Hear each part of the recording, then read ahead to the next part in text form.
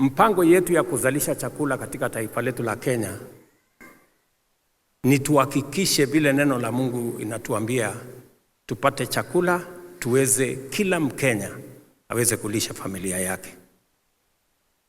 Mpango yetu kwa matibabu, na mumesikia vile tumepanga. Tumepitisha sheria zote, tumepitisha regulations zote, sasa tutakuwa na mfumo mpya. Haya mipango yote ni kwa sababu tunataka tukisimama mbele ya Mungu tuweze kusema we did something to make sure that nobody slept hungry. We did something to make sure that those who were sick got attention. We did something to make sure that our young people had something to do. We did something to make sure that people have water to drink.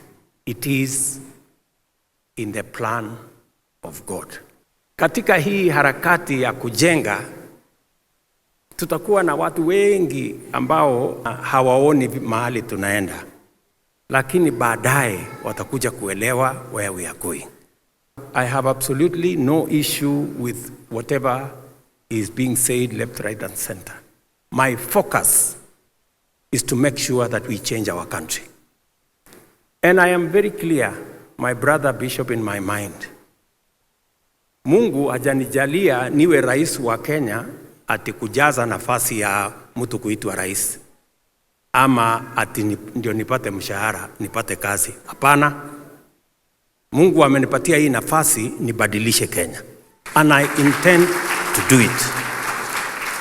And I know it is not going to be easy, but by God's grace, we are going to change this country for the better. And petition